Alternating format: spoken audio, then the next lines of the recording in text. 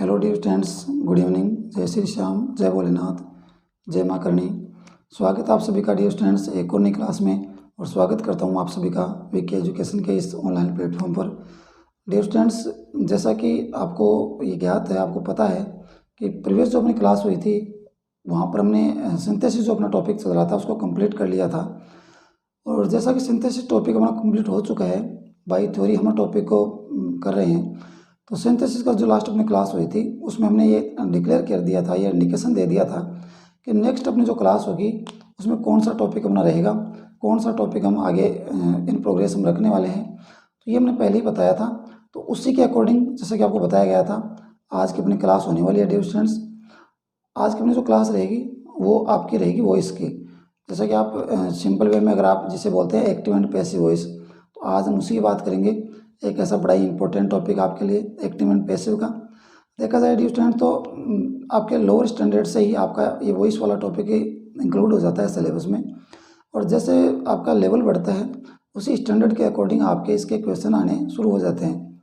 Lower standard से आप जैसे जैसे आपका स्टैंडर्ड बढ़ेगा वैसे वैसे इसके एग्जाम्पल आपके एग्जाम में मिलते हैं, और आपके हायर लेवल तक इसके एग्जाम्पल रहते हैं। उसके बाद में देखा जाए डियर स्टूडेंट तो आपके जब कंपटीशन के एग्ज़ाम्स आप फाइट करते हैं या कंपटीशन के एग्ज़ाम अगर आप उनके लिए ट्राई करते हैं तो वहाँ पर भी आपको ये सिलेबस में टॉपिक देखने को ज़रूर मिलता है। और एक्टिव एंड पैसिव का आपका एक ऐसा टॉपिक है जो अगर आपके अच्छे से थोड़ा इसमें ध्यान से थोड़ा आप इसको पढ़ेंगे तो ये बड़ा इजी वे है, आप इसको बड़े आराम से सीख सकते हैं, बड़े इजी वे में आप इसको समझ सकते हैं, क्लियर हो जाएगा आपके। तो यही आज का बड़ा इंपॉर्टेंट टॉपिक है, इसी को लेकर के आज की अपनी क्लास होगी, इसी को लेकर के आगे आने वाले कुछ क्लासेज हम करने वाले हैं।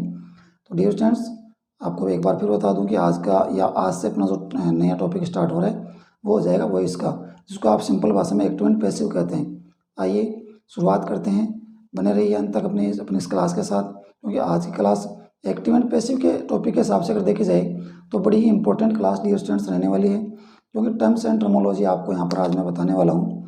इसके साथ साथ और भी यूजफुल चीज़ें आपको बताऊँगा, तो बने रहिए अंत तक। बात करते हैं आज के अपने इस टॉपिक की। चलिए देखिए डियर स्टूडेंट्स, आज हम बात करने वाले हैं अपने टॉपिक की, और टॉपिक कौन सा है?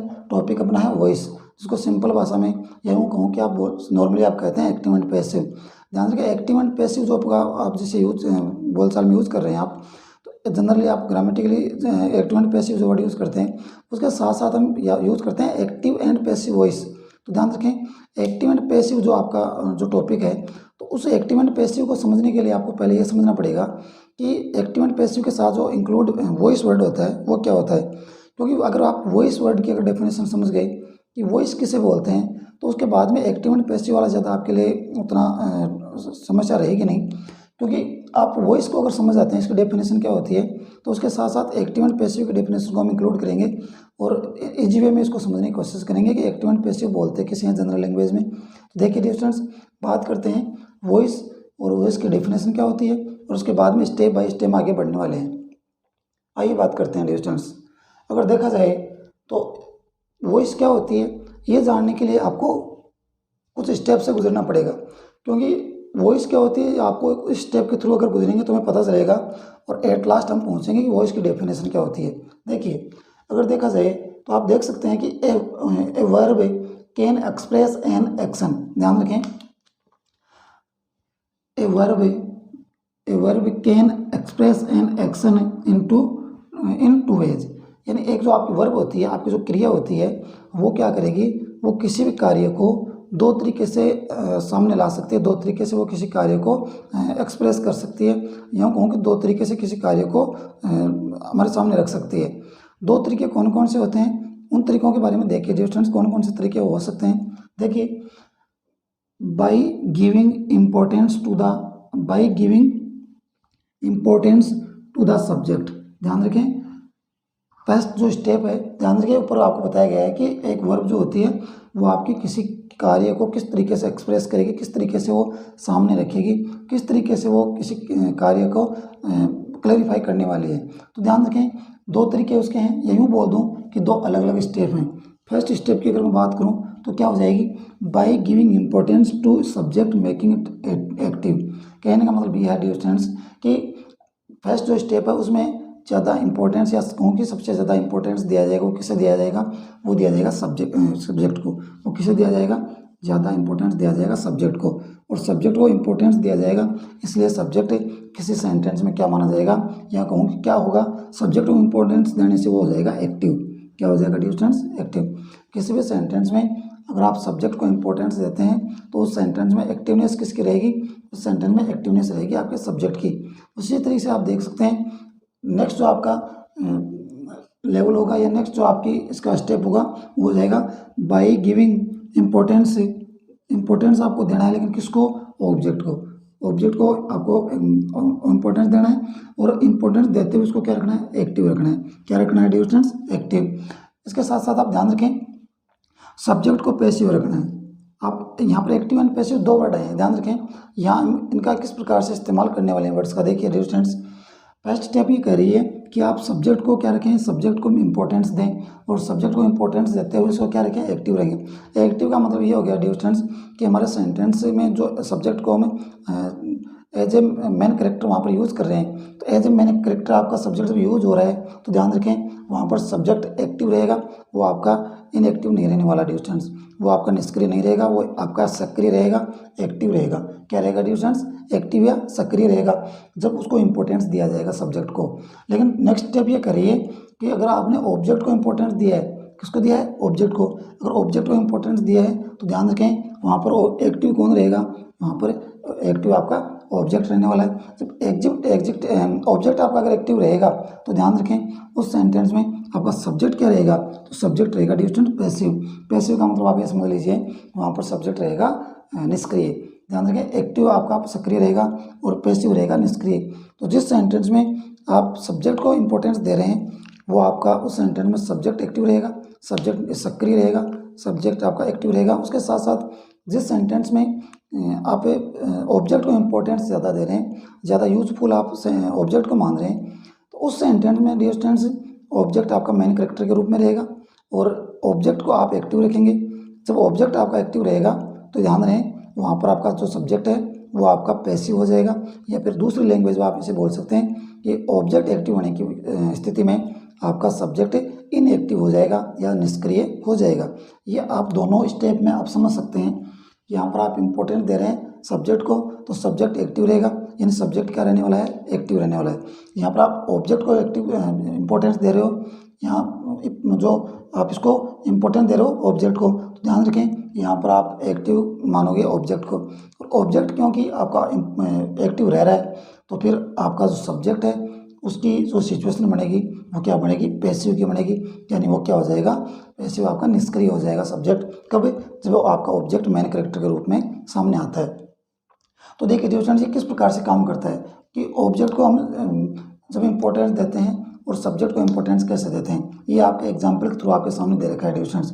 देखिए यहाँ पर द चाइल्ड, ये आपका एग्जाम्पल है, the child flu A kite. Child flu A kite, बच्चे ने एक पतंग उड़ाया। बच्चे ने क्या उड़ाया स्टूडेंट्स, पतंग उड़ाया। अब देखिए उड़ाने का काम कौन कर रहा है, उड़ाने का काम कर रहा है चाइल्ड, बच्चा। तो ये चाइल्ड क्या आपका, द चाइल्ड क्या है, ये आपका सब्जेक्ट है। क्या है, सब्जेक्ट। ये आपकी मेन वर्ब हो गई और इसके बाद में ये आपका ऑब्जेक्ट हो गया। एक आइट क्या हो गया, ऑब्जेक्ट। तो ध्यान रखें सब्जेक्ट को आपने इंपॉर्टेंस ज़्यादा दिया है, यानी मेन कैरेक्टर के रूप में कौन है, यानी पतंग उड़ाने का काम कौन कर रहा है, पतंग उड़ाने का काम बच्चा कर रहा है। तो एज ए मेन कैरेक्टर आपका चाइल्ड यहाँ पर यूज हुआ है। तो ध्यान रखें यहाँ आपका एक्टिव जो पार्ट है वो कौन सा है, एक्टिव पार्ट आपका सब्जेक्ट है। कौन सा है, सब्जेक्ट। तो ध्यान रखें आपकी फर्स्ट स्टेप यहाँ पर काम कर रही है, मेन कैरेक्टर के रूप में कौन आ रहा है, सब्जेक्ट आ रहा है, एक्टिव कौन है, सब्जेक्ट। उसके बाद में देखिए नेक्स्ट स्टेप में ए kite was phloem by the child. एक पतंग को बच्चे के द्वारा उड़ाया गया। एक पतंग को किसके द्वारा उड़ाया गया, बच्चे के द्वारा। अब देखिए स्टूडेंट्स यहाँ जिसको हम ऑब्जेक्ट मान रहे थे, यहाँ जिसको हम एक काइट को ऑब्जेक्ट मान रहे थे, अब देखिए वो एक काइट आपका एज ए मैन कैरेक्टर आ गया है। यानी एज ए मैन कैरेक्टर आप ऐसे समझ लीजिए कि उसको सब्जेक्ट की जगह हमने रख दिया है। जब सब्जेक्ट की जगह आपने एक काइट को रखा है तो मेन कैरेक्टर के रूप में आपका एक काइट हो गया, यानी जिसको हम थोड़ी देर पहले तक ऑब्जेक्ट मान रहे थे अब वो एज ए सब्जेक्ट आपका यूज हो गया है।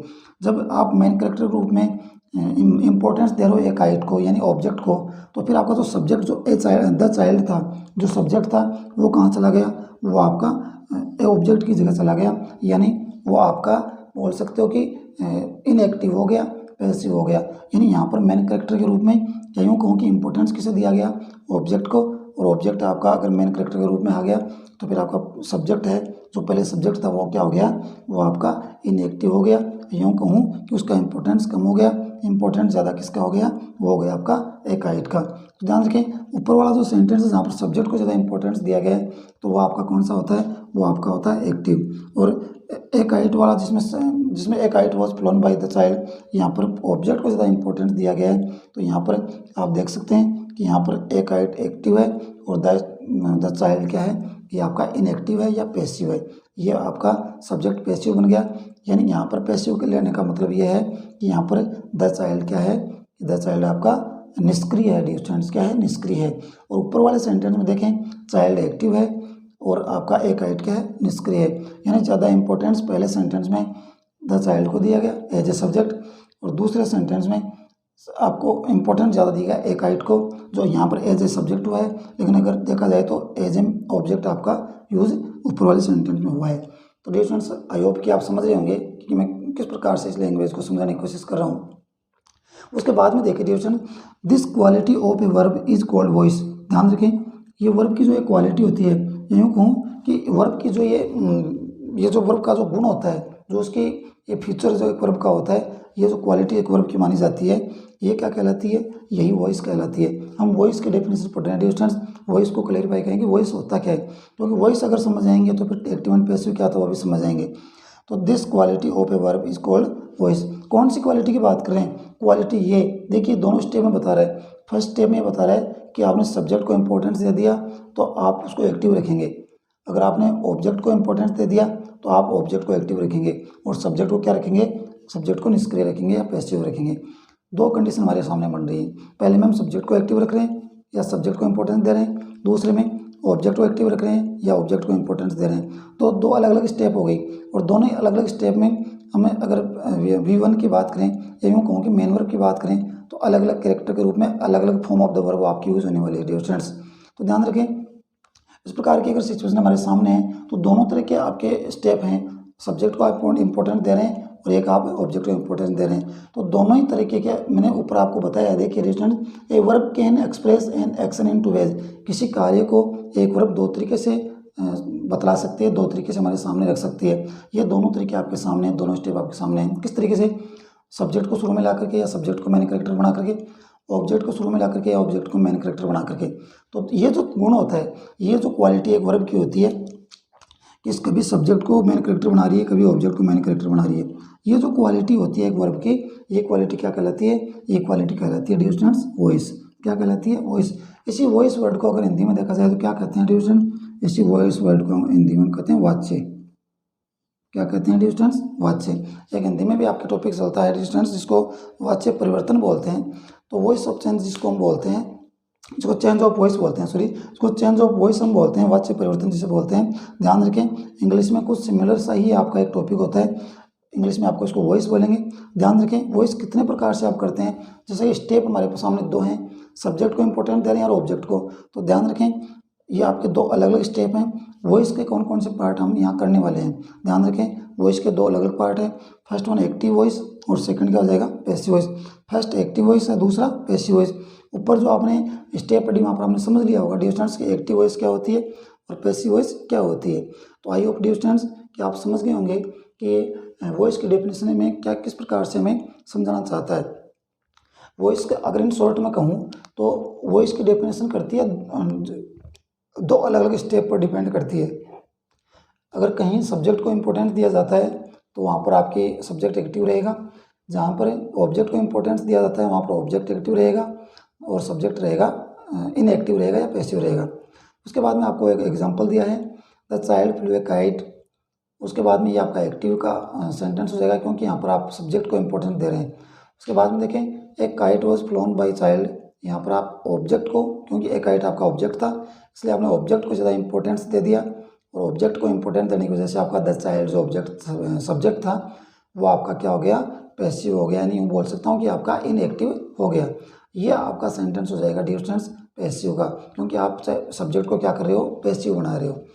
उसके बाद में देखिए ये जो क्वालिटी है किसी वर्ब की, यानी बात करें तो पतंग उड़ाने का काम जो हो रहा है क्रिया में, दोनों ही सेंटेंस में काम हो रहा है पतंग उड़ाने का। तो उड़ाना जो आपकी वर्ब है वो हो रही है दोनों ही सेंटेंस में, लेकिन दोनों ही सेंटेंस में बात करने का जो तरीका है वो अलग अलग है। पहले आप चाइल्ड को पहले रख रहे हैं, दूसरे में आप काइट को पहले लिख रहे हैं। काम दोनों में एक ही हो रहा है, दोनों में पतंग उड़ाने का हो रहा है, लेकिन कार्य दोनों में सेम हो रहा है, उसके बावजूद भी अलग अलग तरीका है कहने का। ये जो अलग अलग तरीके हैं, किसी क्रिया को, किसी एक ही क्रिया को अलग अलग तरीके से कहने का जो ये तरीका होता है, ये जो क्वालिटी होती है किसी क्रिया में, कि किसी कार्य को, एक ही कार्य को दो अलग अलग तरीके से बताया जा सकता है, ये जो क्वालिटी एक वर्ब की होती है, इसको हम वॉइस बोलते हैं, इसको हम वाच्य भी बोलते हैं डियर स्टूडेंट्स। और ये आपकी वॉइस होती है वो दो प्रकार की, जिसमें आप एक्टिव वॉइस बोलोगे एक फर्स्ट वन को, और सेकंड वन आपकी होती है पैसिव। फर्स्ट वन एक्टिव और दूसरी पैसिव, ये दो इंपॉर्टेंट आपकी एक्टिव एंड पैसिव, जो आप डेली यूँ कहूँ कि रूटीन वर्ड में इनको आप यूज़ करते हैं, ग्रामेटिकली आप इसे यूज़ करते हैं। और एक्टिव एंड पैसिव जो आपका टॉपिक है, जिसे हम इनडायरेक्टली अगर देखें तो एक्टिव एंड पैसिव जो आपका टॉपिक है, जो हम पढ़ने वाले हैं, यूँ कहूँ कि वॉइस जो अपना टॉपिक है जो हम पढ़ने वाले हैं, इसी को लेकर हम चर्चा करेंगे आगे। फिलहाल आपके लिए वॉइस टॉपिक को लेकर के, वॉइस जो आपका वर्ड है उसको लेकर के आपका जो कन्फ्यूज़न है वो डियर स्टूडेंट्स दूर हो गया होगा। अब चलते हैं आगे, और अब आगे बात करते हैं डियर स्टूडेंट्स कि एक्टिव एंड पैसिव, और इन दोनों के बारे में बात करते हैं कि एक्टिव क्या होता है और पैसिव क्या होता है। आइए dear students,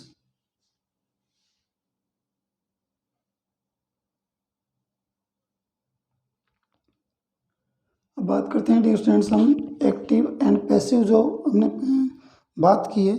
active and passive की अगर बात करें तो अब चलते हैं एक्टिव एंड पैसिव के बारे में और उनके डिटेल्स को जानने की कोशिश करते हैं।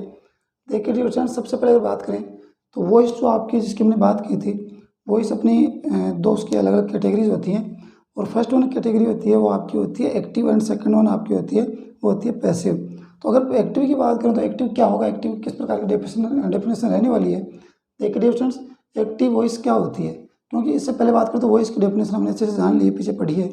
अब अगर मैं पैसिव की बात करूँ तो पैसिव या एक्टिव है क्या।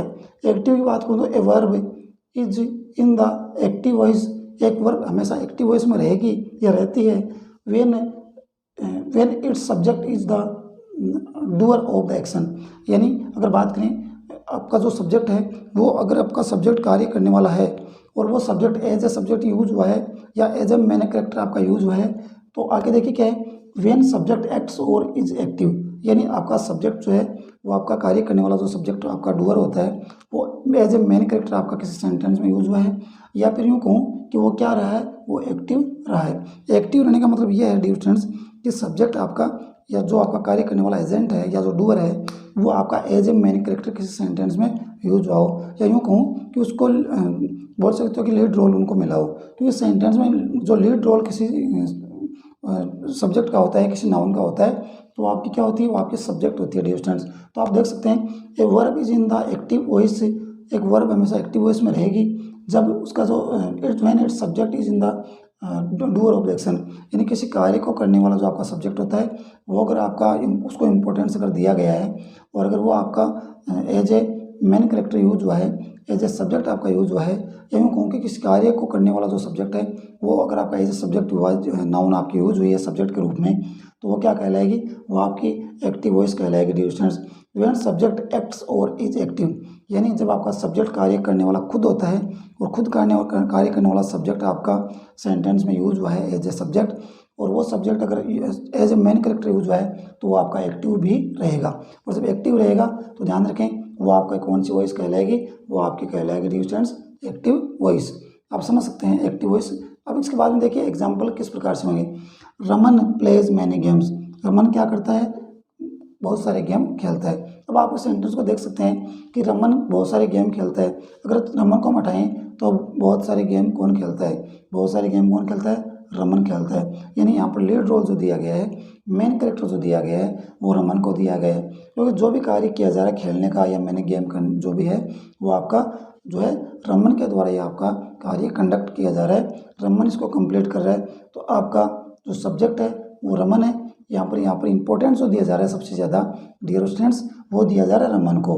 तो हम मान सकते हैं कि रमन हमारा क्या है, डूअर है, हमारा सब्जेक्ट है, और क्योंकि मैं एज ए मेन करेक्टर ये यूज हुआ है तो ये आपका क्या है, रमन। रमन आपका एक्टिव भी है, यानी इस सेंटेंस में अगर वो एक्टिव करेक्टर है तो वो कौन है, रमन है। तो ये जो आपका एक्टिव करेक्टर यहाँ पर रमन है, इसलिए आपका ये सेंटेंस कौन सा कहलाएगा डियर स्टूडेंट्स, ये आपका सेंटेंस कहलाएगा एक्टिव। क्या कहलाएगा, एक्टिव। ये सेंटेंस आपका कौन सी वॉइस का कहलाएगा, ये आपका एक्टिव वॉइस का कहलाएगा। देखिए dear students next, I bought a book, मैंने एक बुक खरीदी। मैंने क्या खरीदी, एक बुक खरीदी। अब मैं आई को मेन रोल में दे रहा हूँ, आई को as a main character use कर रहा हूँ डियर स्टूडेंट्स। तो एक बुक खरीदी, किसने खरीदी, मैंने खरीदी। यानी यहाँ पर जो एक्टिव रहने का जो काम किया जा रहा है वो किसके द्वारा किया जा रहा है डियर स्टूडेंट्स, वो आई के द्वारा या मेरे द्वारा किया जा रहा है। तो यहाँ पर मेन काम सब्जेक्ट कर रहा है, एक्टिव कौन रह रहा है, सब्जेक्ट रह रहा है। ध्यान रखें, ये भी आपका कौन सा सेंटेंस हो गया, ये भी आपका एक्टिव वॉइस का सेंटेंस हो गया, क्योंकि यहाँ पर जो मेन काम दिया जा रहा है वो आपका मेन कैरेक्टर सब्जेक्ट ही है, ऑब्जेक्ट मेन कैरेक्टर नहीं है। इंपॉर्टेंस ऑब्जेक्ट को नहीं दिया गया, इंपॉर्टेंस दिया गया सब्जेक्ट को। जब सब्जेक्ट को इंपॉर्टेंस दिया जाता है डियर स्टूडेंट्स तो वो आपकी एक्टिव वॉइस होती है। उसके बाद में देखें नीचे बात करें पैसिव की। पैसिव में क्या होगा, ए verb is in the passive, A verb is in passive voice when it's subject is the receiver of the action. यानी यहाँ पर कह सकते हैं कि जो अपना सब्जेक्ट है वो आपका as a main character use नहीं होगा, उसको इंपॉर्टेंस उतना नहीं मिलेगा जितना एक ऑब्जेक्ट को मिलने वाला है। उसके बाद में देखिए व्हेन सब्जेक्ट इज पैसिव, ध्यान रखिए यहाँ पर एक इंपॉर्टेंट चीज़ दी है कि जो अपना सब्जेक्ट है वो किस कैरेक्टर में रहने वाला है, पैसिव कैरेक्टर में रहने वाला है। यानी यहाँ पर जो लीड रोल है वो सब्जेक्ट को नहीं मिलेगा, यहाँ पर लीड जो रोल मिलेगा, ये यूँ कहूँ कि इम्पोर्टेंट जो इम्पोर्टेंस तो दिया जाएगा वो आपके सब्जेक्ट को ना दे करके ऑब्जेक्ट को दिया जाएगा। और ऑब्जेक्ट को अगर आपने मेन कैरेक्टर दिया है या एज ए सब्जेक्ट यूज किया है तो ध्यान रखें वहाँ पर आपका जो मेन सब्जेक्ट है, यूँ कहूँ कि जो डूअर है वो आपका क्या हो जाएगा, वो आपका पैसिव में चला जाएगा। यूँ कहूँ कि उसका इंपॉर्टेंस क्या हो जाएगा, कम हो जाएगा। इसको बोलेंगे एक्टिव, इसको बोलेंगे पैसिव, इसको क्या बोलेंगे, पैसिव, इसको क्या बोलेंगे, पैसिव। क्यों, क्योंकि इन दोनों ही सेंटेंस में हमारा जो डूअर है, यूँ कहूँ कि हमारा जो कार्य करने वाला सब्जेक्ट है वो आपका निष्क्रिय रह रहा है, और जहाँ पर सब्जेक्ट निष्क्रिय रहता है वहाँ पर उस सेंटेंस हमारा कौन सा होता है, वो सेंटेंस आपका पैसिव का होता है। देखिए डियर स्टूडेंट्स किस प्रकार से, ए बर्ड वॉज किल्ड बाय तरुण, तरुण के द्वारा एक पक्षी मारा गया, एक पक्षी को तरुण के द्वारा मारा गया। ध्यान रखें, पक्षी को मारा गया तरुण के द्वारा। तो यहाँ पर ज़्यादा जो इम्पेसाइज किया जा रहा है, जो आपको प्रेशराइज किया करके अगर कोई चीज़ दिखाई जा रही है तो वो दिखाई जा रही है ए बर्ड। एक बर्ड को किसके द्वारा मारा गया, तरुण के द्वारा। तो तरुण को कहीं ना कहीं वो नेग्लेक्ट कर रहा है, अवॉइड कर रहा है और उसको अननेसेसरी मान रहा है, उसको निष्क्रिय करने की कोशिश की जा रही है। यहाँ पर जो लीड रोल दिया गया, यूँ कहूँ कि यहाँ पर एज ए सब्जेक्ट अगर किसी को यूज किया गया है तो वो इंपॉर्टेंट दिया गया एक बर्ड को, यानी ऑब्जेक्ट को यहाँ पर मेन कैरेक्टर बनाया गया, मेन यहाँ पर सब्जेक्ट की जगह लीड किया गया ऑब्जेक्ट को, इसलिए आपका कौन सा हो गया, यहाँ पर ज़्यादा इंपॉर्टेंट दिया गया ऑब्जेक्ट को, इसलिए आपका हो गया पैसिव। नीचे देखिए मेन, तो एक बर्ड किसके द्वारा मारा गया, तरुण के द्वारा मारा गया एक बर्ड। तो ध्यान रखें ये आपका पैसिव में। Many children was awarded for bravery, ध्यान रखें यहाँ पर आपका जो सब्जेक्ट था जो आपका उसको इम्पोर्टेंस कम दिया गया और उसको निष्क्रिय कर दिया गया क्योंकि वो अननेसेसरी माना गया, इसलिए उसको आगे बाई के साथ में जोड़ना जो है यहाँ पर नहीं लिखा गया उसको। ध्यान रखें many children was awarded for bravery, बहुत सारे बच्चों को या अनेक बच्चों को ब्रेवरी के लिए, बहादुरी के लिए अवार्ड दिया गया, उनको इनाम दी गई। तो ध्यान रखें मैनी चिल्ड्रन ये आपका क्या है, एज ए सब्जेक्ट आपका लीड रोल में काम में इसको लिया गया है। मेन कैरेक्टर या यूँ कहूँ कि इम्पोर्टेंस यहाँ पर ज़्यादा दिया गया है, वो मैनी चिल्ड्रन को दिया गया है। और ध्यान रखें मैनी चिल्ड्रन को यहाँ पर आपको ज़्यादा इंपॉर्टेंस दिया गया है, तो जो आपका सब्जेक्ट था या यूँ कहूँ कि जिसको ज़्यादा इंपॉर्टेंस में एक्टिव में दिया है वो यहाँ पर इसको इंपॉर्टेंस नहीं दिया, इसलिए वो कहाँ चला गया, आपका सेंटेंस पैसिव में चला गया। डियर स्टूडेंट्स आप इन शॉर्ट समझ लीजिए, जहाँ पर सब्जेक्ट में लीड रोल में रहता है, मुख्य भूमिका में रहता है, एक्टिव वॉइस का वाक्य होता है। जहाँ पर सब्जेक्ट में लीड रोल में ना रह करके इम्पोर्टेंस ऑब्जेक्ट को दिया जाता है वो आपका पैसिव का वाक्य होता है। डियर स्टूडेंट्स आई होप कि आप ये चीज़ समझ गए होंगे, अच्छे से समझ आएंगे। डियर स्टूडेंट्स एक बार क्लास को फिर से रिवाइज करके देखेंगे, सब कुछ समझ में आ जाएगा, अच्छे से आप इन चीज़ों को समझ आएंगे। उसके बाद में बात करते हैं डियर स्टूडेंट्स, क्योंकि यहाँ पर हम बात कर रहे हैं कि वो इसमें किस प्रकार से हम सेंटेंस को एक्टिव एंड पैसिव में हम कैटेगराइज कर रहे हैं।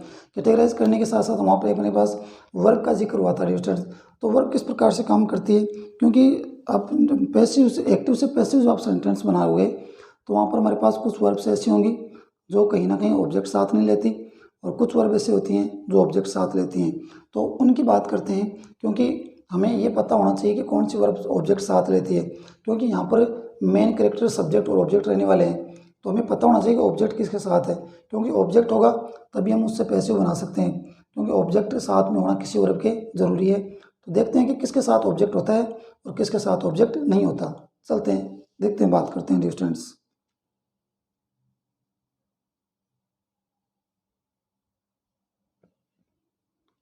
उसके बाद अगर डिस्टेंस हम बात करें तो हम बात करते हैं जो वर्ब्स होती है आपकी, और क्योंकि आपको मैंने बताया कि अगर आपको किस वर्ब में सब्जेक्ट ऑब्जेक्ट आपका यूज़ होता है और किस वर्ब के साथ ऑब्जेक्ट यूज़ नहीं होता, अगर ये आपको चीज़ें पता हैं तो आपके लिए एक्टिव से पैसिव के वाक्य बनाना थोड़ा ईजी हो जाएगा। तो देखें वर्ब किस प्रकार से काम करती हैं। अगर देखा जाए तो वर्ब कितने प्रकार से हम एज ए जो आपकी मेन वर्ब होती है, जिसको आप प्रेजेंट फॉर्म बोलते हैं, जिसको आप प्लूरल फॉर्म बोलते हैं, उसी को आप V1 भी बोलते हैं। तो कितने प्रकार से उसको कैटेगराइज कर सकते हैं, कितने प्रकार से उसको हम लिख सकते हैं। तो देखिए बात करें, verbs are of two types. अगर देखा जाए तो आपकी जो मेन वर्ब जिसे आप बोलते हो, V1 जिसे बोलते हो, उसको हम दो अलग अलग पार्ट में कैटेगराइज करते हैं, यानी दो अलग अलग पार्ट में उसको डिवाइड करते हैं। कौन कौन से उसके पार्ट होते हैं, देखिए डिस्टेंस। अगर मैं फर्स्ट वन की बात करूं तो फर्स्ट वन अपना पार्ट हो जाएगा, वो होगा ट्रांजिटिव वर्ब। कौन सा हो जाएगा डिस्टेंस, ट्रांजिटिव वर्ब। फर्स्ट जो आपका पार्ट होगा अपने मेन वर्ब का वो हो जाएगा ट्रांजिटिव वर्ब। इसी ट्रांजिटिव वर्ब को अगर हिंदी में बात करें तो इसी को कहते हैं हम सकर्मक क्रिया। क्या बोलते हैं, इसी को सकर्मक क्रिया भी बोलते हैं। यानी सकर्मक क्रिया कौन सी होती है ये भी आप ध्यान रखें। सकर्मक क्रिया वो होती है जिसके साथ में ऑब्जेक्ट जुड़ता हो, यानी जिसके साथ में क्या जुड़ता हो डिस्टेंस, ऑब्जेक्ट जुड़ता हो, या फिर इसी को हम क्या बोलते हैं, कर्म बोलते हैं। क्या बोलते हैं, कर्म। यानी ट्रांजिटिव वर्ब वो होती है जिसके साथ में जिसको सकर्मक क्रिया हम बोलते हैं, और सकर्मक क्रिया हो जाएगी जिसके साथ ऑब्जेक्ट जुड़ता हो या जिसके साथ ऑब्जेक्ट आपका यूज होता हो, और उसी ऑब्जेक्ट को हम क्या बोलते हैं, कर्म भी बोलते हैं। देखिए ये आपके डेफिनेशन में कुछ लिखा होगा, देखते हैं। सम वर्ब्स टेक ऑब्जेक्ट्स, यानी कुछ वर्ब्स ऐसी होती हैं जो क्या करती हैं, ऑब्जेक्ट साथ लेती हैं आफ्टर देम, अपने बाद। यानी कुछ वर्ब्स ऐसी होती हैं जो अपने बाद अपने साथ क्या लेकर आती हैं, ऑब्जेक्ट साथ लेती हैं, और सच वर्ब्स आर कॉल्ड ट्रांजिटिव। और ऐसी वर्ब्स क्या कहलाती हैं, ऐसी वर्ब या ऐसी क्रियाएं क्या कहलाती हैं, ट्रांजिटिव वर्ब्स कहलाती हैं या सकर्मक क्रियाएं कहलाती हैं। कौन सी क्रियाएं, जिन क्रियाओं में, जिन वर्ब्स में ऑब्जेक्ट आपका उनके साथ यूज होता है, या यूँ कहें कि जिनके साथ ऑब्जेक्ट आप लगा सकते हैं। जिन तो वर्ब के साथ ऑब्जेक्ट यूज हो सकता है, हो जाएगा या लगाते हैं, वो आपकी कौन सी होगी, वो आपकी सकर्मक क्रिया या ट्रांजिटिव वर्ब होने वाली है डिस्टेंस। अगर एग्जाम्पल की बात करें तो बहुत सारी ये आपकी वर्ब्स होती हैं, लेकिन यहाँ पर कुछ एक आपके सामने लिखी गई हैं। जैसे आपका प्ले हो जाएगी, प्ले के साथ में आपका राइट हो जाएगा। जैसे इनका आंसर आप कैसे निकाल सकते हैं वो भी आपको मैं बताऊंगा आगे। प्ले आपकी मेन, उसके बाद में प्ले के बाद में राइट है, उसके बाद में टीच है, लर्न है, ईट, ड्रिंक, ये सभी के सभी क्या हैं, ये आपके ट्रांजिटिव वर्ब हैं। उसके बाद में देखिए स्टूडेंट, अगर बात करें तो सेकंड जो आपका पार्ट है, सेकंड जो वर्ब का डिवाइडेशन है, वो आपका ट्रांजिटिव के बाद में इंट्रांजिटिव। इंट्रांजिटिव क्या होता है, अगर ये आप सकर्मक होती है तो ये क्या होती है, तो ये हो जाएगी डियर स्टूडेंट्स कर्मक। ये क्या हो जाएगी, ये आपकी कर्मक क्रिया हो जाएगी। इसी क्रिया को क्या बोलेंगे, कर्मक क्रिया। ध्यान रहे इस क्रिया में क्या नहीं होता, इस क्रिया में आप ऑब्जेक्ट यूज नहीं कर सकते। यानी इस क्रिया में आपको, इसमें ऑब्जेक्ट यूज कर दोगे, इसमें ऑब्जेक्ट यूज नहीं होगा। या यूँ कह सकते हैं डियर स्टूडेंट्स कि इस क्रिया में हम ऑब्जेक्ट या कर्म जो है ये क्रियाएं साथ लेकर नहीं आती, यानी कि साथ ऑब्जेक्ट साथ नहीं जुड़ता है डियर स्टूडेंट्स। देखिए किस प्रकार से, some verbs don't take object, some verbs don't take objects after them. कुछ वर्ब्स ऐसी होती हैं जो अपने साथ या अपने बाद में ऑब्जेक्ट साथ लेकर नहीं आती। सच वर्ब्स आर कॉल्ड इंट्रांजिटिव। ऐसी वर्ब क्या कहलाती हैं? ऐसी वर्ब ही आपकी इंट्रांजिटिव वर्ब कहलाती हैं या अकर्मक क्रियाएं कहलाती हैं। यानी जिनमें कर्म नहीं होता वो अकर्मक होगी, जिनमें कर्म होता है वो सकर्मक होगी। जो कर्म लेकर आती है ना क्रम के साथ, जो कर्म के साथ नहीं होती वो अकर्मक होती है, जो कर्म के साथ होती है सकर्मक होती है। जिनमें कर्म होता है, जिनमें ऑब्जेक्ट होता है वो ट्रांजिटिव होती है, जिनमें ऑब्जेक्ट नहीं होता वो आपकी क्या होती है? वो आपकी इंट्रांजिटिव वर्ब होती है। अगर एग्जाम्पल की बात करूँ, देखिए डिस्टेंस, कम एंड गो, कम आना, गो जाना, लाफ हंसना, वीप रोना, स्लीप सोना, अवेक जागना, इसके बाद में एंटर प्रवेश करना। ये कुछ वर्ब्स हैं जो आपके क्या हैं, जिनको इंट्रांजिटिव वर्ब की कैटेगरी में हम रखते हैं, जिनके साथ ऑब्जेक्ट हम यूज नहीं कर सकते। इसके साथ साथ आगे डैश डैश लगा रखा है, तो आप समझ सकते हैं कि और भी कुछ वर्ब्स ऐसी होती हैं जिनको हम एज ए ट्रांजिटिव वर्ब में यूज नहीं कर सकते या ऑब्जेक्ट के साथ उनको यूज नहीं कर सकते। ऑब्जेक्ट के साथ जिन वर्ब को हम यूज कर सकते हैं वो आपकी प्ले, राइट, टीच, लर्न, ईट, ड्रिंक, ये आपकी वर्ब है। आप पहचानोगे कौन कैसे डिस्टेंस कि कौन सी ट्रांजिटिव और कौन सी इंट्रांजिटिव? तो इसके लिए आप ध्यान रखें, हमारे पास किसी ऑब्जेक्ट को पहचानना पड़ेगा। हमें किसको पहचानना पड़ेगा? डिस्टेंस, ऑब्जेक्ट को। और किसी सेंटेंस में अगर आप ऑब्जेक्ट को पहचान लेते हैं, तो अगर किसी सेंटेंस में ऑब्जेक्ट का अगर हमें आंसर मिल जाता है, देखिए किसी ऑब्जेक्ट को किसी सेंटेंस में पहचानने का तरीका होता है व्हाट एंड whom। किसी सेंटेंस में आप ऑब्जेक्ट को पहचानना चाहते हैं और उस सेंटेंस में ऑब्जेक्ट का आंसर अगर आपको मिल जाता है, इसका मतलब वो सेंटेंस में कहीं ना कहीं आप जो को ऑब्जेक्ट का पता भी चल जाएगा कि उसमें ऑब्जेक्ट कौन सा है। और अगर ऑब्जेक्ट का पता अगर आपको चल गया तो मान लीजिए कि अगर उसमें ऑब्जेक्ट है तो आपकी वर्ब भी कौन सी है? वो आपकी ट्रांजिटिव वर्ब मानी जाएगी, सकर्मक क्रिया मानी जाएगी। वोट यानी क्या, whom यानी किसे या किसको, किसे या किसको। ये इनके आंसर अगर आपको इस क्वेश्चन में मिल रहे हैं तो आप उस वर्ब को ट्रांजिटिव वर्ब मान सकते हैं। देखिए डिस्टेंस, यहाँ पर देखा जाए एग्जाम्पल की तरह अगर बात करें तो मान सकते हैं he plays cricket, she takes coffee, they are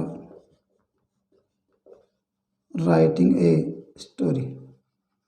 अब तीनों एग्जाम्पल को देख लीजिए स्टूडेंट्स, तीनों में क्या है?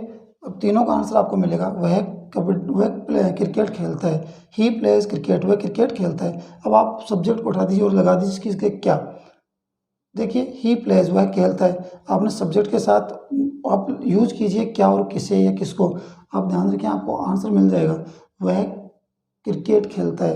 अब क्या शब्द लगा दीजिए इसके साथ, वह क्या खेलता है, तो क्या से आपको आंसर मिल जाएगा वह क्या खेलता है, वह क्रिकेट खेलता है। तो वर्ड से आपको आंसर मिला किसका, और इसका आंसर मिला क्रिकेट। इसका मतलब हमारा ऑब्जेक्ट कौन है? क्रिकेट। अब इसके साथ में ऑब्जेक्ट जुड़ा हुआ है, इसका मतलब हमारी प्लेज जो फॉर्म है वो क्या है?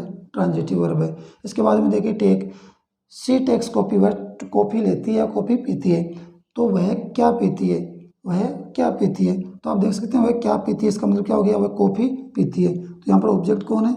ऑब्जेक्ट आपका कॉफ़ी है। तो यहाँ पर आपकी टेक जो वर्ब है वो कैसी है? ट्रांजिटिव वर्ब है, क्योंकि इसके साथ क्या जुड़ा हुआ है? ऑब्जेक्ट जुड़ा हुआ है। इसके बाद में बात करें, they are writing a story, वे एक स्टोरी लिख रहे हैं। वे क्या लिख रहे हैं? वे एक स्टोरी लिख रहे हैं। तो देखिए ए स्टोरी क्या है? ए स्टोरी एक आपका ऑब्जेक्ट है, और क्योंकि ऑब्जेक्ट के साथ आप राइट के साथ जुड़ा हुआ है तो राइट क्या आपकी ट्रांजिटिव वर्ब है। डियर स्टूडेंट्स, आई होप कि किस प्रकार से आप ऑब्जेक्ट को पहचान सकते हैं, किसे किसे और किसको, ये आप ऑब्जेक्ट को पहचानेंगे। इसके लिए आपको किसी पर्सन को ऑब्जेक्ट बनाना पड़ेगा। डियर स्टूडेंट्स, इसको पर्सन को ऑब्जेक्ट बनाना पड़ेगा। देखिए I teach you, I teach you, मैं तुम्हें पढ़ाता हूँ या मैं आपको पढ़ाता हूँ। मैं आपको पढ़ाता हूँ, मैं किसे पढ़ाता हूँ? मैं किसे पढ़ाता हूँ या मैं किसको पढ़ाता हूँ? मैं आपको पढ़ाता हूँ या तुम्हें पढ़ाता हूँ। तो यू क्या है? ऑब्जेक्ट है। यू क्या है? एज ए प्रोनाउन या एज ए पर्सन आपका ऑब्जेक्ट है। तो ये आपकी टीच भी क्या हो गई? टीच भी आपकी ट्रांजिटिव वर्ब हो गई। डियर स्टूडेंट्स, तो आप समझ सकते हैं किस प्रकार से हम किसी वर्ब में ट्रांजिटिव है या इंट्रांजिटिव या उसके साथ ऑब्जेक्ट जुड़ा है या नहीं, वो आप अच्छे से पहचान सकते हैं। इसी प्रकार से आप कम, गो, लाभ, वीप इनके साथ सेंटेंस बना करके आप बड़े आसानी से इन चीज़ों को कि सब ऑब्जेक्ट है कि नहीं या ट्रांजिटिव है या इंट्रांजिटिव, उसको बड़े आराम से पहचान सकते हैं डियर स्टूडेंट्स। तो एक बार दोबारा देखिए डियर स्टूडेंट्स, हम बात करें वर्ब की, और वर्ब की बात करें तो हमारे मेन वर्ब आपकी दो तरीके से आपकी प्रेजेंट फॉर्म होती है। फर्स्ट वन की बात करें तो ट्रांजिटिव वर्ब होती है। ट्रांजिटिव वर्ब की बात करें तो इसकी जो परिभाषा हो जाएगी, डेफिनेशन हो जाएगी, some verbs takes object after them, such verbs are called transitive. यानी कुछ वर्ब्स ऐसी होती हैं जिनके साथ में ऑब्जेक्ट हम लगा सकते हैं, ऑब्जेक्ट यूज होता है, और ऑब्जेक्ट को पहचानने का तरीका आपको बता दिया, क्या और किसे, वोट और हुम से आप पहचान सकते हैं। वो क्रियाएं आपकी होती हैं ट्रांजिटिव वर्ब, इसी को हम सकर्मक क्रियाएं बोलती हैं। सकर्मक क्रियाएं किसको बोलेंगे, जिसके साथ ऑब्जेक्ट जुड़ता है। उसके बाद में देखिए स्टूडेंट्स के कुछ एग्जांपल्स दिए हैं, प्ले, राइट, टीच, लर्न, ईट, ड्रिंक, इनके कुछ एग्जांपल भी यहाँ पर आपको दे रखे हैं। उसके बाद में बात करें, ये सभी ट्रांजिटिव वर्ब हैं। इंट्रांजिटिव की बात करें तो इंट्रांजिटिव में क्या होगा, some verbs don't take objects after them, such verbs are called intransitive verbs. यानी कुछ वर्ब्स ऐसे होते हैं जिनके साथ में ऑब्जेक्ट अपने साथ लेकर के नहीं आती, ऐसी वर्ब्स आपकी क्या कहलाती हैं, ऐसी क्रियाएं आपकी इंट्रांजिटिव वर्ब कहलाती हैं। जैसे कम, गो, लाफ, वीप, स्लीप, अवेक और एंटर, ये कुछ एक वर्ब दे रखी हैं। इसके बाद में भी आपको बहुत सारी वर्ब्स होती हैं जिनको आपका ऑब्जेक्ट साथ लेकर नहीं आती।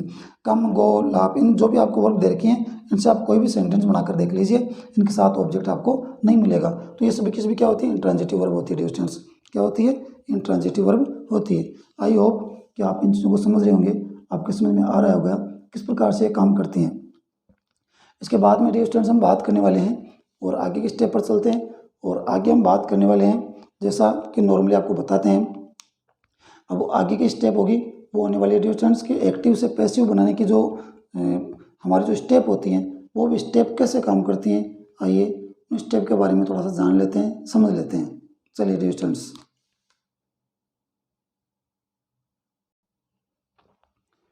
उसके बाद में डियर स्टूडेंट्स हम बात करते हैं, और अब बात करने वाले हैं एक्टिव से पैसिव बनाने के नियम। डियर स्टूडेंट्स, इससे पहले हमने बात की है वो अपनी वॉइस से रिलेटेड जो भी टर्म्स हैं या जो भी टर्मोलॉजी है उनकी हमने बात कर ली है, चाहे वो ट्रांजिटिव एंड ट्रांजिटिव वर्ब की हो, या फिर वॉइस की जो डेफिनेशन उसकी बात हो, या फिर एक्टिव या पैसिव की जो डेफिनेशन उसकी बात की, हमने टोटली बात कर ली है।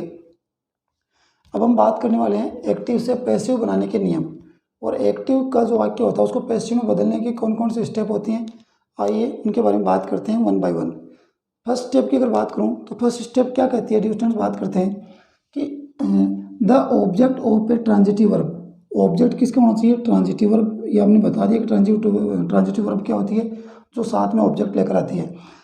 The object of A transitive verb is made the subject, क्या बनाया जाता है, सब्जेक्ट बनाया जाता है। ध्यान रखें, ट्रांजिटिव वर्ब है, और ट्रांजिटिव वर्ब में क्या है, ऑब्जेक्ट को क्या बनाया जाएगा, the object of A transitive verb is made subject. यानी ट्रांजिटिव वर्ब के साथ जिसमें ऑब्जेक्ट होना चाहिए, उसका ऑब्जेक्ट जो होता है उस ऑब्जेक्ट को हम क्या बनाएंगे, उसके ऑब्जेक्ट को हम सब्जेक्ट बनाने वाले हैं डिस्टेंस, क्या बनाएंगे, सब्जेक्ट बनाने वाले हैं। ऑफ ए सेंटेंस, एक सेंटेंस में, किसी सेंटेंस में सब्जेक्ट और ऑब्जेक्ट दोनों दे रखे हैं, तो ध्यान रखें वहाँ पर हम, क्योंकि ऑब्जेक्ट के बिना तो हम पैसिव बना ही नहीं सकते, तो ऑब्जेक्ट हमें डेफिनेटली चाहिए। तो वहाँ पर ऐसी कंडीशन में सब्जेक्ट और ऑब्जेक्ट दोनों अगर हमें दे रखे हैं, तो वहाँ पर सब्जेक्ट और ऑब्जेक्ट दोनों को इंटरचेंज करने वाले हैं, यानी दोनों को हम एक दूसरे की अदला बदली करने वाले हैं, दोनों की जगह चेंज करने वाले हैं स्टूडेंट्स। किस हिसाब से देखिए, आप इस प्रकार से चेंज करने वाले हैं।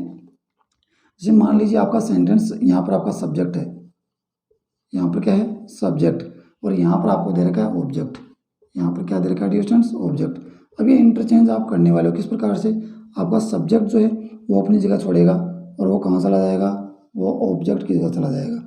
आपका ऑब्जेक्ट अपनी जगह चेंज करेगा, और वो इंटरचेंज होकर के कहाँ आ जाएगा, वो आपका सब्जेक्ट की जगह आ जाएगा। यानी सब्जेक्ट और ऑब्जेक्ट दोनों अपनी जगह क्या कर लेंगे, वो अपनी जगह इंटरचेंज हो जाएंगे, अपनी जगह रिप्लेस करने वाले हैं डियर स्टूडेंट्स। ये आप देख सकते हैं, पहला जो स्टेप है वो ये कह रहा है कि ट्रांजिटिव वर्ब में जो आपका ऑब्जेक्ट है वो सब्जेक्ट के साथ क्या हो जाएगा, सब्जेक्ट के साथ उसको रिप्लेस कर दिया जाएगा। ये आप देख सकते हैं, सब्जेक्ट और ऑब्जेक्ट के साथ ये होता है। ये फर्स्ट स्टेप, इसकी आप समझ सकते हैं। दूसरी स्टेप की बात करें तो ध्यान रखें, दूसरे स्टेप में क्या हम करने वाले हैं, the subject of active voice is placed at the end of the sentence. ध्यान रखें, जब आप सब्जेक्ट और ऑब्जेक्ट को आप चेंज करें तो ऑब्जेक्ट आपका सब्जेक्ट किस जगह आ जाएगा, और जब सब्जेक्ट के ऑब्जेक्ट यहाँ आ रहा है तो ये फिर सब्जेक्ट कहाँ जाएगा, ये सब्जेक्ट चला जाएगा ऑब्जेक्ट किस जगह। तो यही बात यहाँ बताई गई है कि subject of the active voice is placed at end of the sub sentence. ये आपका सब्जेक्ट चला जाएगा सेंटेंस के एंड में और ऑब्जेक्ट आपका आ जाएगा सेंटेंस के शुरू में। यानी सेंटेंस में इंटरचेंज कर रहे हैं, ऑब्जेक्ट बन जाएगा सब्जेक्ट और सब्जेक्ट बन जाएगा ऑब्जेक्ट, यानी एंड में चला जाएगा आपका जो है सब्जेक्ट, और एंड में जाकर के किस कैटेगरी में आ जाएगा, वो आपका एज ए ऑब्जेक्ट बिहेव करेगा।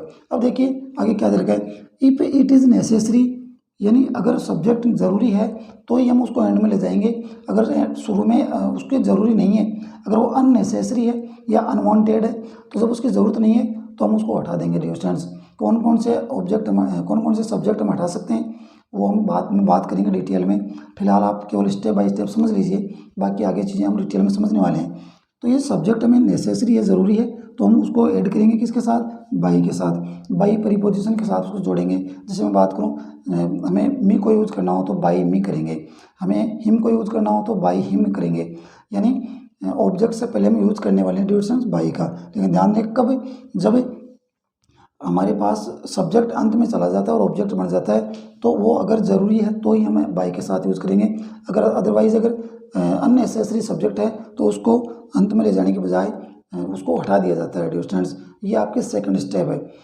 थर्ड स्टेप की बात करें तो क्या कह रहे हैं, ये कह रहा है कि the proper form of the helping verb, यानी अब क्योंकि हमारे पास सब्जेक्ट नया आ गया और नया सब्जेक्ट कौन है, ऑब्जेक्ट है, नया सब्जेक्ट कौन हो गया, हेल्पिंग वर्ब, या यूँ कहूँ कि नया सब्जेक्ट बन जाएगा ऑब्जेक्ट, और नया सब्जेक्ट आपको मिल गया, इसलिए आप क्या करोगे, नए सब्जेक्ट के अकॉर्डिंग ही क्या लगाओगे, नए सब्जेक्ट के अकॉर्डिंग आप हेल्पिंग वर्ब लगाओगे। क्या लगाओगे, हेल्पिंग वर्ब।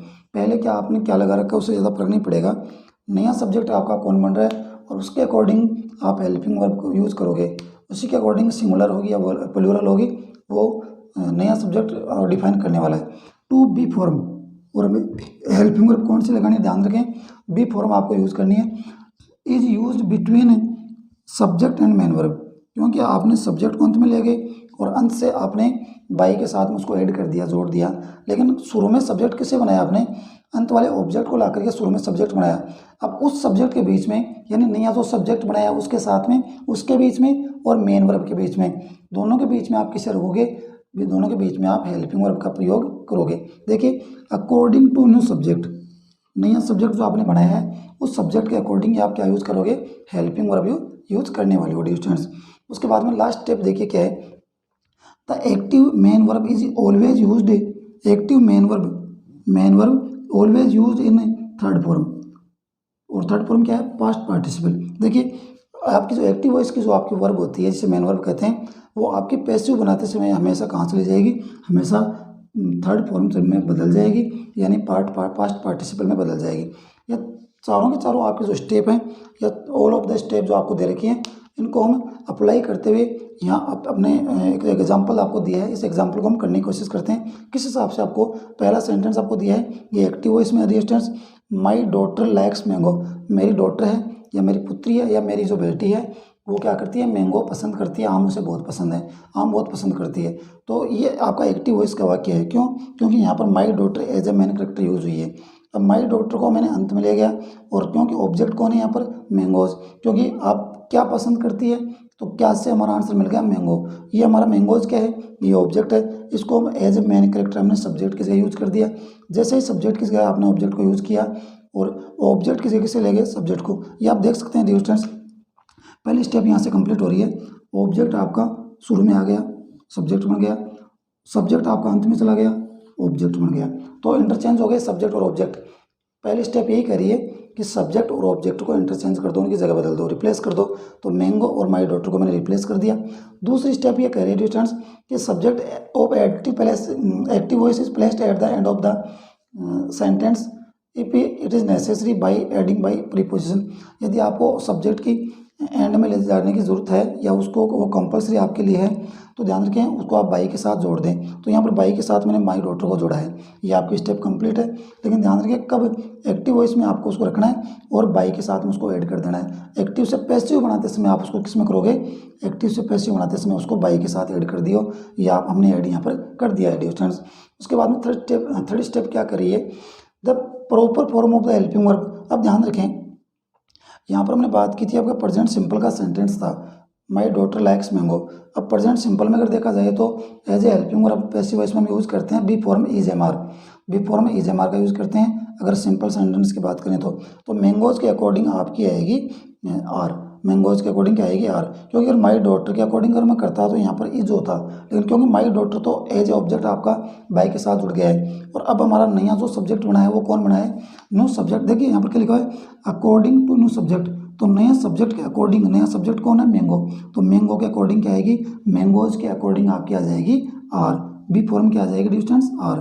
और यही हमने किया है, नए सब्जेक्ट के अकॉर्डिंग क्या लगाया है, बी फॉर्म आर का प्रयोग किया है। ये आपका 3rd स्टेप कंप्लीट करता है। उसके बाद में देखिए active, the active main verb is always use in the 3rd form, यानी पास्ट पार्टिसिपल में यूज होगी। मेन वर्ब है वो हमेशा किस में यूज होगी, वो 3rd फॉर्म में यूज होने वाली है। ये आपकी लाइक मेन वर्ब थी, इसको हमने 3rd फॉर्म के रूप में लाइक्ड के रूप में यूज कर दिया। तो आप देख सकते हैं एग्जाम्पल क्या हो जाएगा, माई डॉटर लाइक्स मैंगो, ये एक्टिव हो इसका वाक्य है। और पैसिव में बदलते समय मैंगो शुरू में आया, नया सब्जेक्ट बना, माई डॉटर अंत में चला गया, माई डॉटर आपका प्रीपोजिशन बाई के साथ जुड़ गया। ये आपकी 2nd स्टेप थी, सॉरी 1st स्टेप थी। 2nd स्टेप में हमने बाई को प्रीपोजिशन के साथ माई डॉटर को जोड़ा। 3rd स्टेप आपकी ये कहती है, वो कहती है कि नए सब्जेक्ट के अकॉर्डिंग आप बी फॉर्म का यूज़ करें। तो नए सब्जेक्ट के according be form present simple में हमने यूज़ किया है आर, मैंगोज के अकॉर्डिंग। ये आपकी 3rd स्टेप है, अकॉर्डिंग टू नो सब्जेक्ट हमने यूज़ किए। और 4th स्टेप और लास्ट 1 स्टेप है वो है कि मेन वर्ब हमेशा 3rd फॉर्म या पास्ट पार्टिसिपल में यूज़ होने वाली है। तो आप देख सकते हैं लाइक को लाइक्ड में चेंज कर दिया। तो हमारा सेंटेंस था my daughter likes mangoes, active voice का वाक्य, और इसको हमने चेंज कर दिया पैसिव में, mangoes are liked by my daughter, मेरी मैंगोज जो हैं मेरी पुत्री के द्वारा पसंद किए जाते हैं। तो ये आपका पैसिव का वाक्य बन गया। आई होप डियर स्टूडेंट्स कि आप एक्टिव से पैसिव बनाने के जो कुछ नियम जो मैंने आपको बताए हैं इनको आप ध्यान रखेंगे, और इन्हीं नियम को अप्लाई करते हुए या इनको फॉलो करते हुए आप एक्टिव से पैसिव बनाने के अपने तरीके को अंजाम देंगे। आई होप कि आपको ये तरीका पसंद आया होगा। ये जो सिंप्लीफाई किया गया आपके लिए और ईजी वे में समझाने की कोशिश की गई, आप अच्छे से समझेंगे, अच्छे से आपको ये चीज़ें और अच्छे समझ में आ जाएंगी। एक बार अगर आप रिवाइज करके क्लास को देखेंगे या फिर स्लो मोशन में, स्लो स्पीड में देखेंगे और अच्छे से क्लियर हो जाएगी डियर स्टूडेंट्स। तो आई होप डियर स्टूडेंट्स ये आप पसंद आपको आ गई होगी, ये चीज़ आपको अच्छी लगी होगी। इसके बाद में बात करने वाले डियर स्टूडेंट्स हम अपनी वोकेब की, और अब अपने वोकेब पर चलते हैं। और आज अपनी वोकेब की बात करें तो वोकेब के 2 इंपॉर्टेंट जो वर्ड रहने वाले हैं, आइए उनकी बात करते हैं। और आज के अपने वोकेब के जो इंपॉर्टेंट वर्ड रहेंगे वो रहेंगे डियर स्टूडेंट्स एक्सीलेंट, और सेकंड वन जो आपका वर्ड हो जाएगा वो हो जाएगा एविडेंट। एक्सीलेंट आपका फर्स्ट वर्ड होगा और सेकंड वन हो जाएगा एविडेंट। चलिए बात करते हैं दोनों ही वर्ड्स की, दोनों ही इंपॉर्टेंट वर्ड है। आइए डियर स्टूडेंट्स अब बात कर लेते हैं अपनी वोकेब की। और बात करें अपनी वोकेब की, जैसा कि मैंने आपको बता दिया है कि फर्स्ट वन अपना जो अपना वर्ड रहने वाला है वोकेब का, वो फर्स्ट वन अपना वर्ड रहेगा वो रहेगा एक्सीलेंट। एक्सीलेंट का अर्थ क्या होता है डियर स्टूडेंट्स, एक्सीलेंट होता है बहुत बढ़िया, अच्छा, उत्तम, श्रेष्ठ, शानदार हम बोल सकते हैं। तो ये आपका एक्सीलेंट का अर्थ होता है। और इसी मीनिंग के अर्थ में हम अगर देखें तो कौन कौन से इसके सिनोनिम हो सकते हैं, तो फर्स्ट वन की बात करें क्या हो जाएगा डियर स्टूडेंट्स, आउटस्टैंडिंग हो जाएगा। आउटस्टैंडिंग के बाद में जाएगा स्टर्लिंग, स्टर्लिंग के बाद में जाएगा सुपर्ब, सुपर्ब के बाद में जाएगा tip top, fine, world class भी दे रखा है और डिस्टिंग्विश्ड भी दे रखा है। ये कुछ सिनोनिम दे रखे हैं आपको एक्सीलेंट के। दोबारा देखिए, outstanding, sterling, superb, tip top, fine, world class, distinguished, ये आपके क्या हैं, ये आपके एक्सीलेंट वर्ड के क्या हैं, कुछ सिनोनिम है। एंटोनिम की बात करें क्या हो जाएगा, इम्परफेक्ट हो जाएगा। इम्परफेक्ट के बाद में इनकॉम्पिटेंट हो जाएगा, इनकॉम्पिटेंट हो जाएगा। उसके बाद में इनएक्सपर्ट हो जाएगा, और इनएक्सपर्ट के बाद में आपका लास्ट वन दिया है वो हो जाएगा इन्फीरियर। लास्ट वन क्या हो जाएगा डिस्टेंस, इन्फीरियर। दोबारा देखें, एंटोनिम की बात करें एक्सीलेंट के तो एक्सीलेंट के एंटोनिम हो जाएंगे इम्परफेक्ट, इनकॉम्पिटेंट, इनएक्सपर्ट और इन्फीरियर। ये आपके इसके एक्सीलेंट के एंटोनिम है। उसके बाद में देखिए एविडेंट आपका जो वर्ड है, एविडेंट के आपके देखे जाए तो उसका अर्थ हो जाएगा प्रत्यक्ष, स्पष्ट या प्रकट, प्रत्यक्ष, स्पष्ट या प्रकट करना किसी चीज़ को, वो एविडेंट हो जाएगा। और यहाँ पर देखिए तो इसके सिनोनिम की बात करें तो एपरेंट हो जाएगा। एपरेंट के बाद में देगा क्लियर, नोटिसेबल, कॉन्सपिशियस हो जाएगा। कॉन्स्पिशियस हो जाएगा, कॉन्स्पिशियस के बाद में आ जाएगा ऑब्वियस, और ऑब्वियस के बाद में लास्ट वन दिया है विजिबल। एक बार दोबारा देखें, एपरेंट हो जाएगा, क्लियर हो जाएगा, नोटिसेबल हो जाएगा, उसके बाद में दिया है कॉन्स्पिशियस हो जाएगा, कॉन्स्पिशियस के बाद में हो जाएगा ऑब्वियस और विजिबल हो जाएगा। उसके बाद में देखिए एंटोनिम, तो एविडेंट के एंटोनिम की बात करें तो कॉन्शियल, कॉन्शियल के बाद में हो जाएगा हिडन, ऑब्सक्योर हो जाएगा, अनक्लियर हो जाएगा और वैग्यू हो जाएगा। दोबारा देखें, एविडेंट के एंटोनिम की बात करें कॉन्शियल, हिडन, ऑब्सक्योर, ऑब्सक्योर के बाद में हो जाएगा अनक्लियर और लास्ट में हो जाएगा वैग्यू या वैग्यू। ये इंपॉर्टेंट वर्ड डियर स्टूडेंट्स आज की क्लास में बड़ी इंपॉर्टेंट आपके लिए आज की क्लास की तरह देखा जाए तो आज के बड़े इंपॉर्टेंट दो सिनोनिम और एंटोनिम के वर्ड। तो डियर स्टूडेंट्स आज की क्लास में बस इतना ही। आई होप कि आज की क्लास आपको एक्टिव पैसिव को लेकर के बड़ी इंपॉर्टेंट क्लास रही है, आपको पसंद आएगी, ऐसी मेरी उम्मीद आप सभी से। और डियर स्टूडेंट्स जैसा कि आप क्लास कंटिन्यू आपकी हो रही है, चाहे वो आपको चाहे अभी आज रिसेंटली में एक्टिव की क्लासेस चल रही है, एक्टिव पैसिव की चल रही है, इससे पहले भी हमारे कुछ टॉपिक हो चुके हैं। तो जब भी आप कोई टॉपिक कोई क्लास आप देखें और अगर आपको पसंद आए तो आप उसको लाइक करना ना भूलें, ताकि इससे हमें फीडबैक मिले, और आपकी ये फीडबैक हमारे लिए एज ए एनर्जी काम करती है, एज ए एंथुसियाज्म हमारे लिए काम करती है, और हम दुगने जोश के साथ आपके लिए एक नई क्लास लेकर के आते हैं। तो इसी उम्मीद के साथ कि जब भी आप क्लास देखें आपको पसंद आए, आप डेफिनेटली उसे लाइक करें, शेयर भी करें, ताकि ज़्यादा से ज़्यादा बच्चों को इससे फ़ायदा मिले, उनका भला हो। इसी उम्मीद के साथ कि नेक्स्ट क्लास आप सभी के लिए और फ़ायदेमंद रहेगी, नेक्स्ट क्लास आपके लिए और बेटरमेंट आपके लिए लेकर आएगी। इसी उम्मीद के साथ अब मुझे इजाज़त दीजिए, नेक्स्ट क्लास में आप सभी के साथ फिर से मिलूँगा। तब तक के लिए good night, thank you so much my dear students, thank you so much for watching this class, and good night, be safe and keep smile.